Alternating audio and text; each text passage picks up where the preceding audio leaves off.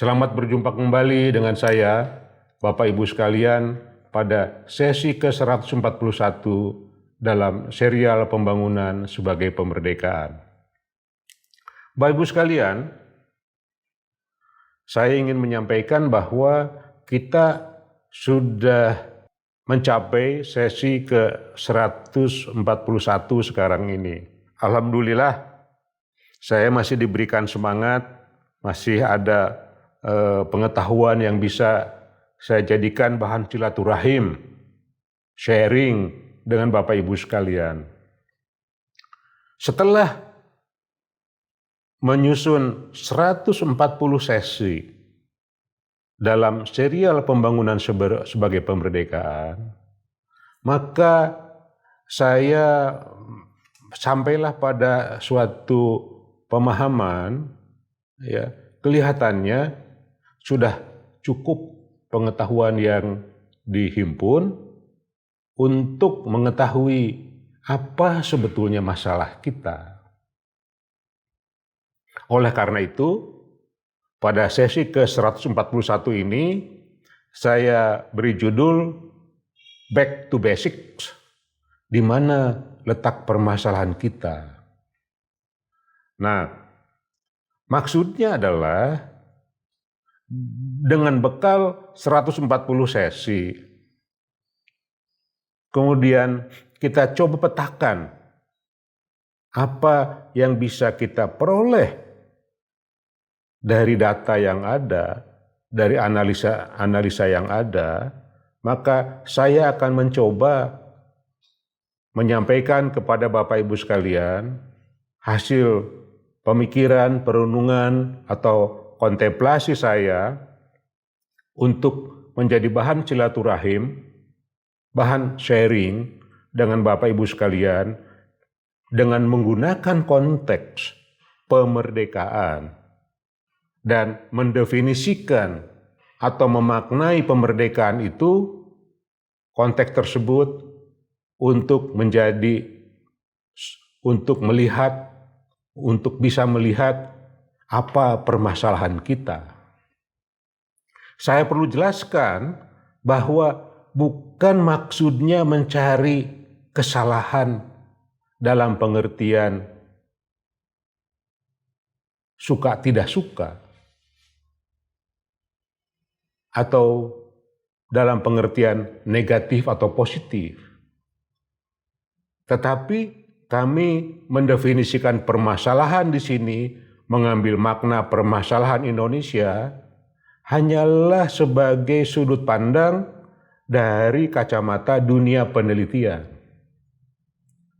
Penelitian adalah suatu exploring the unknown, mencari sesuatu yang belum kita ketahui. Kita coba tafsirkan, kita koreksi, dan seterusnya. Ya.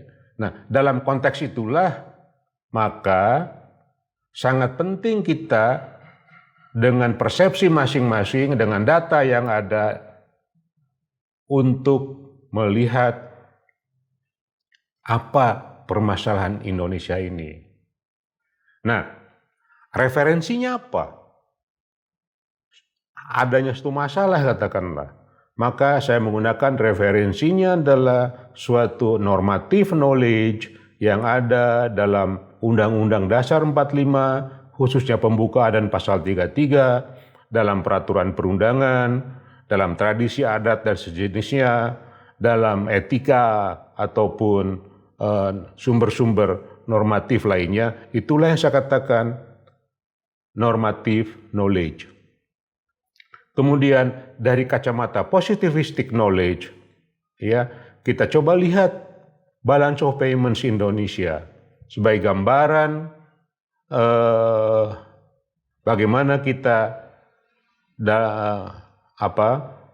kita berhasil memasuki dunia global dengan negara-negara lain, tergambar dalam balance of payments. Kemudian bagaimana dengan ekspor, ya, bahan mentah dan bahan baku, service account yang selalu defisit, ketergantungan akan hutang luar negeri, katakanlah, itu adalah fakta yang bisa menjadi masalah, ya.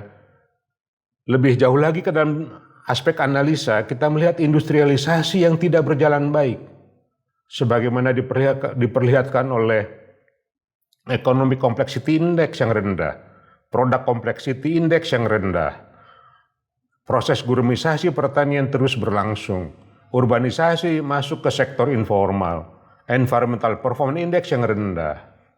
Nah, jadi kalau saya mencoba membuat loop interdependence antara pengetahuan normatif dengan pengetahuan positif, maka kita dapat mengidentifikasi apa kira-kira ya yang bisa kita identifikasi pada masa lalu dan melihatnya ke depan sebagai cara untuk memperbaikinya.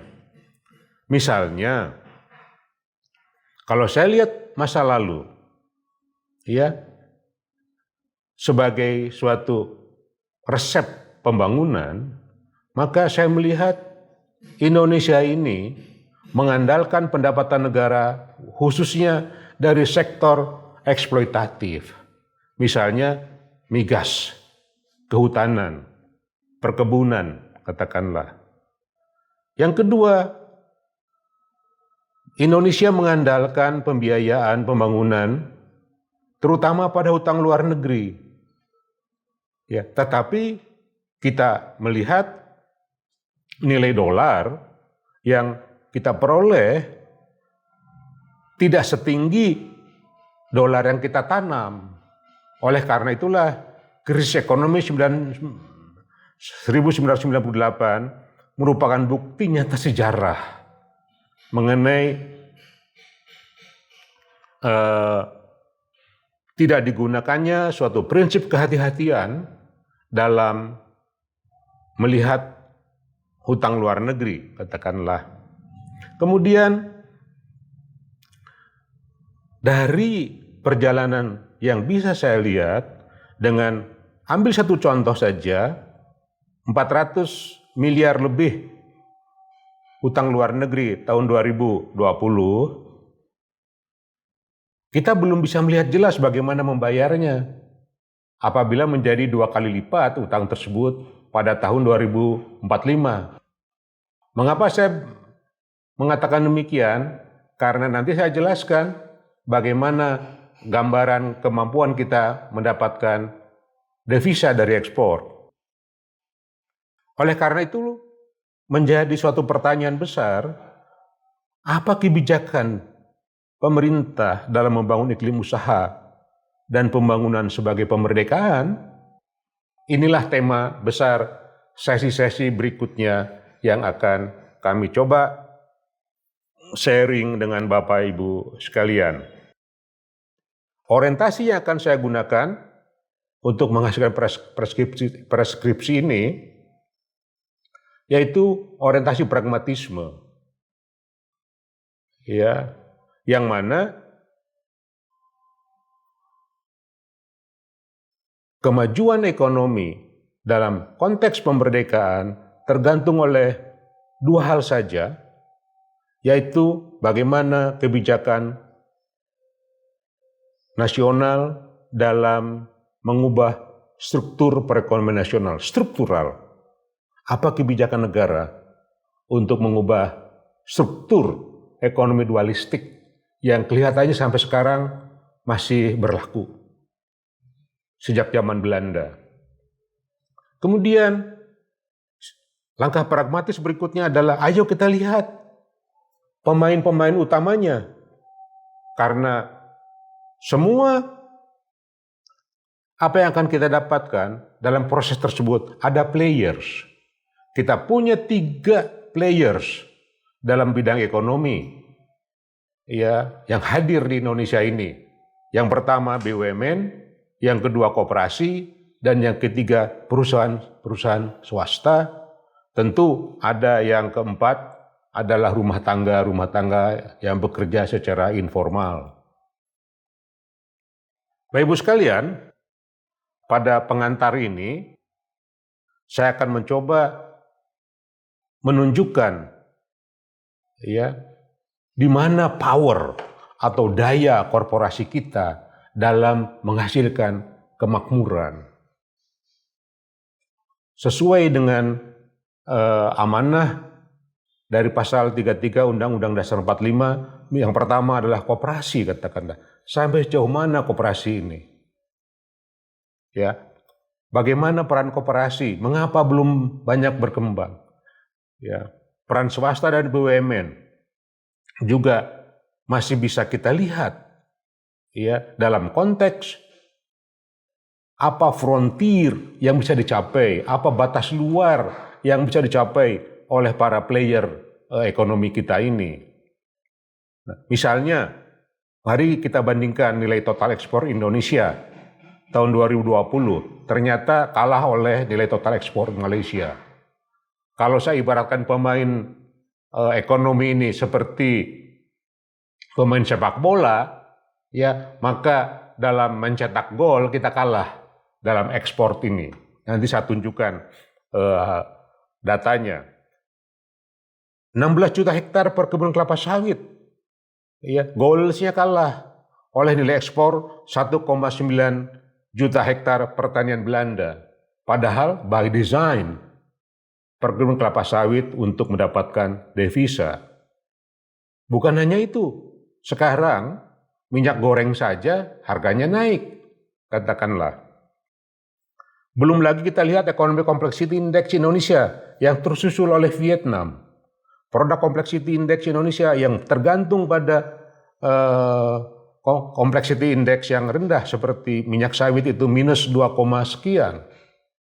Terjadi guramisasi di pertanian, sektor kelautan yang belum bisa mengimbangi negara maritim lain, balance of payment Indonesia yang belum banyak berubah secara prinsipil, stunting dan food security, regional imbalances. Jadi inilah masalah-masalah yang bisa kita tanya sampai di mana daya korporasi yang ada di Indonesia ini, baik BUMN, swasta, dan koperasi dalam menyelesaikan masalah-masalah ini. Ada satu tabel yang agak buram di sini, mohon maaf, karena sulit ini.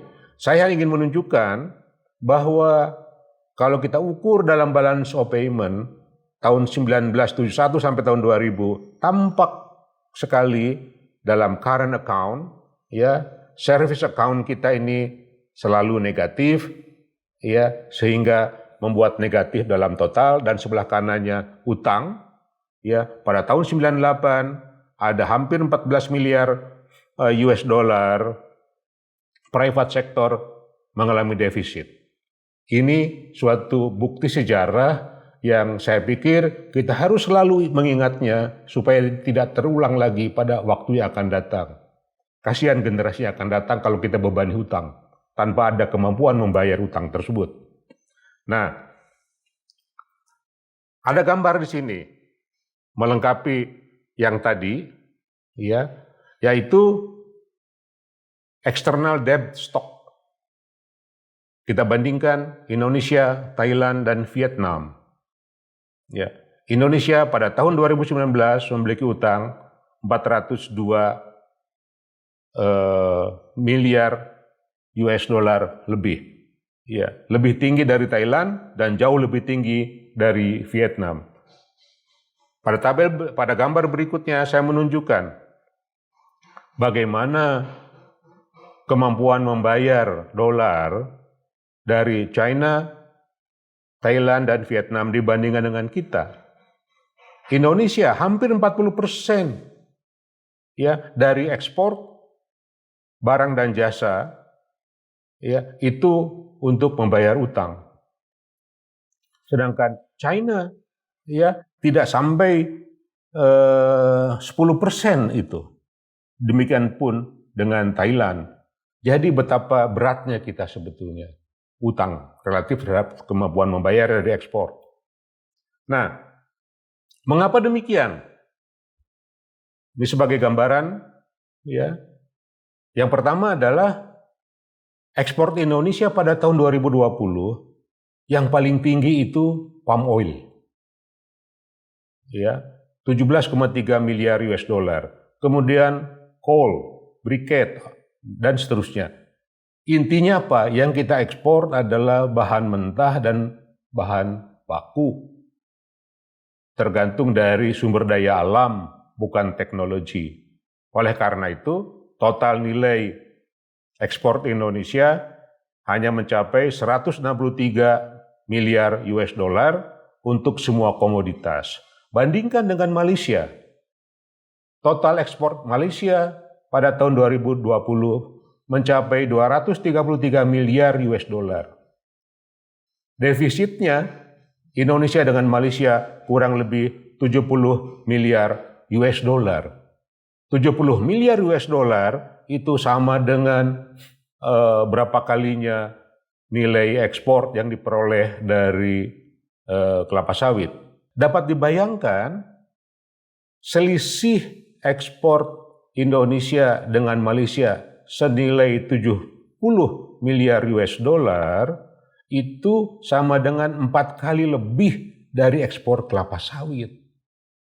Malaysia itu bukan negara besar dalam ukuran skala, tetapi mengapa ekspornya bisa lebih tinggi 70 miliar US dollar dibandingkan Indonesia? Inilah yang saya maksud dengan tantangan bagi para players di bidang usaha ini. Nah, apa yang diekspor oleh Malaysia? 21% atau 49 miliar US dollar itu adalah hasil industri berbentuk electronic integrated circuits dan micro assembles. Yang kedua, petroleum oils dan oils. Ya, nah, palm oil itu hanya 4,19% atau 9,8 miliar US dollar. Padahal palm oil atau kebun sawit di Malaysia itu hanya 5 juta hektar kurang lebihnya. Kebun sawit di Indonesia 16 juta hektar. Mengapa yang 5 juta hektar kebun sawit Malaysia mendapatkan nilai devisa kurang lebih setengahnya devisa Indonesia, yang kebun sawitnya lebih dari 3 kali lebih kebun sawitnya Malaysia. Nah, jadi ya kalau saya kalikan 3 ini 9,8 miliar, maka akan kita dapatkan nilai 29,4 miliar US dollar kurang lebihnya. Artinya hampir 2 kali dari yang kita dapat sekarang. Ya, nah ini menunjukkan tantangan-tantangan yang harus kita perhatikan, dan tidak apa-apa saya pikir kita belajar dari Malaysia bagaimana Malaysia bisa mendapatkan ekspor minyak sawit yang lebih tinggi secara relatif per unit lahan Indonesia. Nah, jadi Bapak Ibu sekalian, sekarang saya ingin mengajak kita melihat pemain pertama sesuai amanah Undang-Undang Dasar 45, yaitu koperasi. Saya ingin mengajak Bapak Ibu sekalian berpikir, ya, pertama dengan membuat pertanyaan, menjawab pertanyaan, apakah ada koperasi yang maju dan besar ya di negara lain? Saya ambil yang ada datanya, 100 koperasi terbesar di Amerika Serikat. Di sini kita bisa melihat, ya, ada daftar di sini pada tahun 2019, ya, koperasi di Amerika Serikat dengan nilai pendapatan dan aset serta siapa CEO-nya dan ada di mana. Sekarang mari kita tanya, ya, apa bandingannya koperasi terbesar di Amerika Serikat tersebut, ya, dengan pendapatan BRI misalnya, ya. Nah, jadi kalau kita melihat koperasi di Amerika Serikat, nilai pendapatan tertinggi koperasi tersebut dicapai oleh koperasi CHS Incorporated dengan nilai pendapatan 31,9 miliar US dollar atau 457,12 triliun rupiah, ya, dengan nilai aset miliar US dollar, setara dengan 235,8 triliun. Rasio pendapatan terhadap aset hampir 2 kalinya atau tepatnya 1,94. Yang menarik di sini, dengan pendapatan 31,9 miliar US dollar tersebut, ini sama atau hampir sama dengan 2 kali nilai ekspor kelapa sawit seluruh Indonesia. Ya, bahkan mengapa perlu saya katakan hal ini? Yang menarik di sini adalah ini pendapatan dari satu koperasi yang bergerak di bidang pertanian. Pendapatannya hampir 2 kali lipat seluruh ekspor komoditas sawit Indonesia. Nah, yang terendah skalanya itu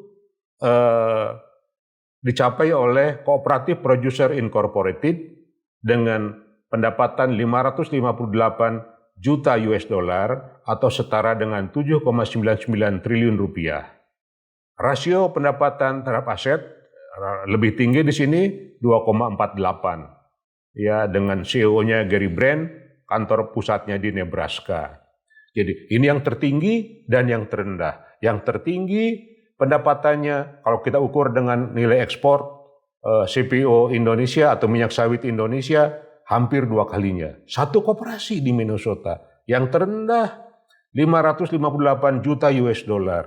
Jadi Bapak Ibu sekalian, kalau kita ambil data ini untuk kita maknai, maka koperasi itu apabila dikembangkan dengan baik sebagai implementasi atau pelaksanaan amanah Undang-Undang Dasar 45, nilainya sangat besar. Supaya lebih jelas lagi, mari kita bandingkan dengan BRI. Ya, karena BRI, Bank Rakyat Indonesia, sering dipandang sebagai BUMN yang strategis, yang besar di Indonesia. Pertanyaannya, apabila saya gunakan data Bank Rakyat Indonesia, pendapatan Bank Rakyat Indonesia, sebesar 115 triliun rupiah lebih pada tahun 2019.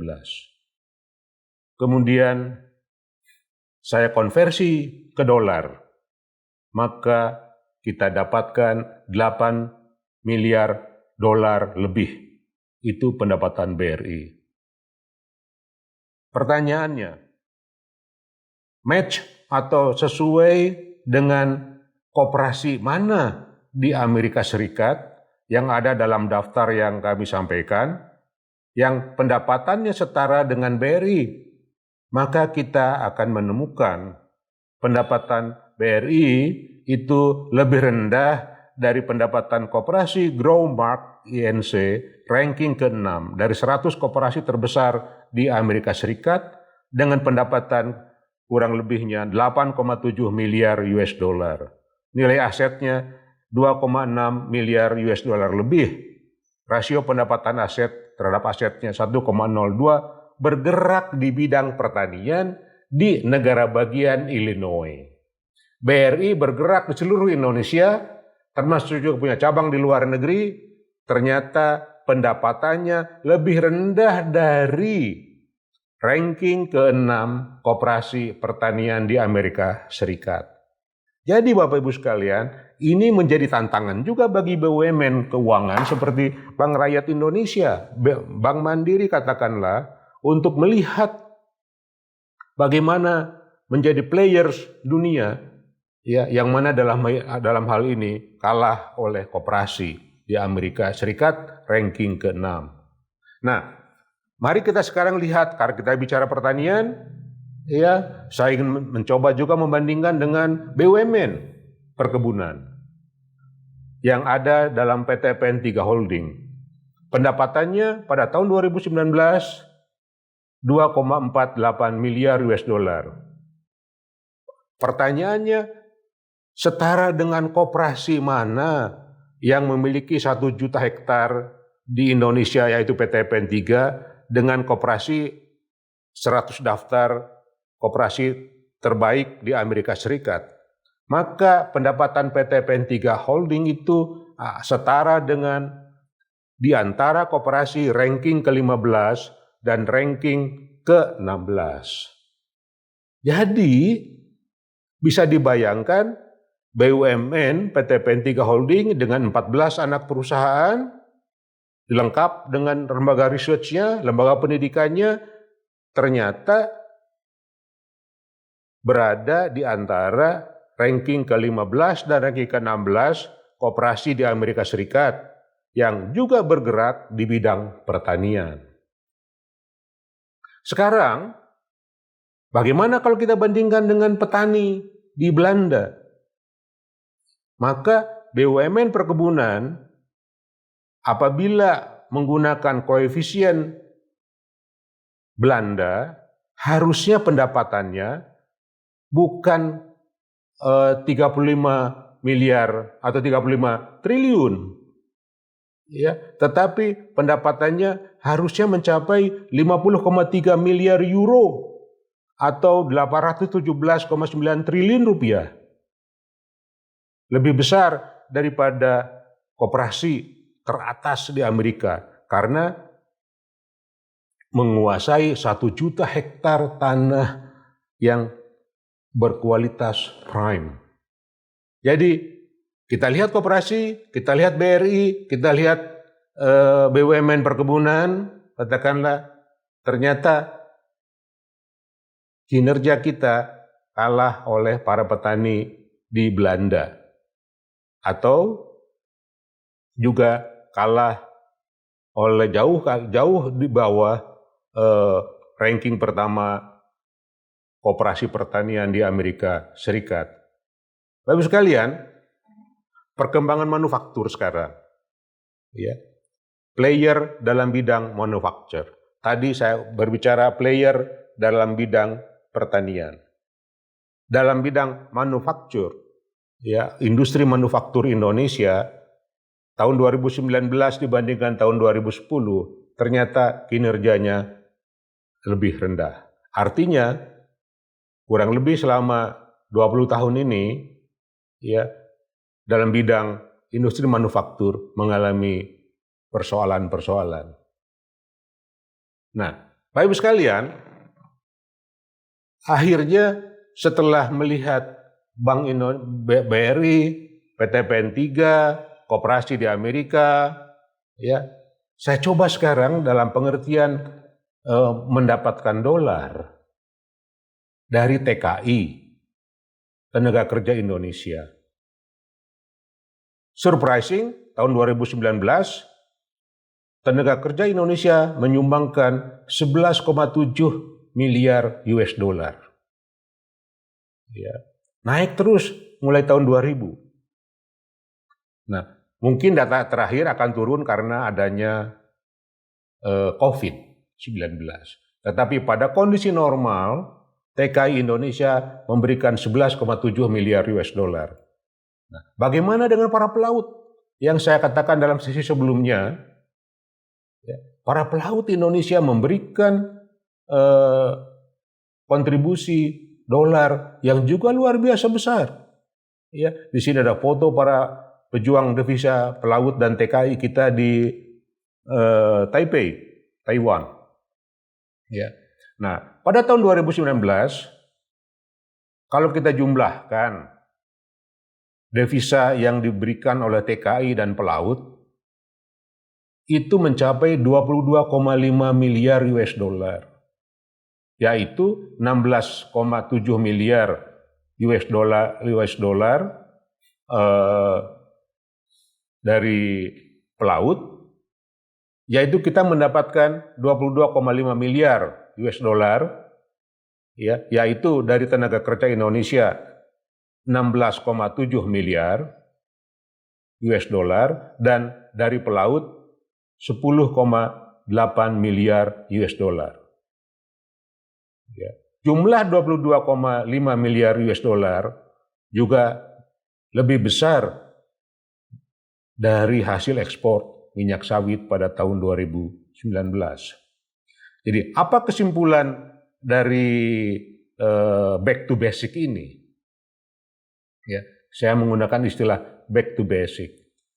Ya. Yang pertama adalah bahwa mengingat pola balance of payments yang kurang lebihnya belum banyak berubah secara struktural, maka kita perlu mencari alternatif cara seperti apa untuk bisa mempercepat peningkatan kinerja balance of payment kita ini. Yang kita kaitkan dengan pertumbuhan utang luar negeri dan bagaimana pembayarannya. Nah, satu data jauhnya perbedaan nilai ekspor Indonesia dengan nilai ekspor barang Malaysia, katakanlah, ini pun memerlukan suatu kebijakan, analisa kebijakan yang khusus, ya, supaya kita bisa mengejar ketertinggalan dari Malaysia, termasuk di bidang perkelapa sawitan. Luasnya kita sangat luas, tetapi relatif nilai ekspor per hektar lahan kita dibanding Malaysia jauh lebih rendah. Kemudian BUMN perkebunan, ya, BUMN di bidang keuangan, karena keuangan dan real itu selalu berdampingan, ya, perlu kita lihat dengan baik bagaimana ke depan. Guramisasi sebagai akibat dari transformasi ekonomi yang dapat dikatakan kurang berhasil, ini pun perlu penekunan tersendiri. Manufaktur yang juga melambat perlu penekunan tersendiri. Oleh karena itu, mengingat semua permainan tergantung dalam daya kerja, daya cipta dari para pemainnya, semangatnya, staminanya, dan lain-lainnya, kalau saya ibaratkan permainan, maka kita perlu menciptakan nilai tambah korporasi. Strategi menciptakan nilai tambah korporasi, apakah itu koperasi, BUMN, atau swasta kita, sebaik-baiknya. Bapak Ibu sekalian, ada di satu pihak penyemangat, di satu pihak merasa suatu yang jarang kita perhatikan, yaitu peran devisa yang diberikan oleh tenaga kerja Indonesia dan para pelaut. Kalau kita lihat Filipina, tenaga kerja Filipina itu sebagian besar tenaga kerja terdidik yang bekerja di luar negeri itu. Karena itu perolehan devisanya jauh lebih besar. Oleh karena itu data TKI dan pelaut ini mestinya menjadi bagian yang sangat penting, ya, untuk kita melihat ke depan dalam pengembangan SDM kita ini. Dan kelapa sawit, ya, karena sudah ada di 16 juta hektar, mestinya mendapatkan perhatian khusus untuk dijadikan sebagai sumber daya yang manfaatnya jauh lebih besar, ya, yang kita peroleh sekarang. Potensi sawit sangat besar apabila kita manfaatkan sebaik-baiknya. So what? Untuk menjawab pertanyaan so what ini, mohon kesabaran Bapak Ibu sekalian untuk bisa sharing pada silaturahim kami di sesi-sesi yang akan datang. Demikian, terima kasih atas perhatian Bapak dan Ibu sekalian.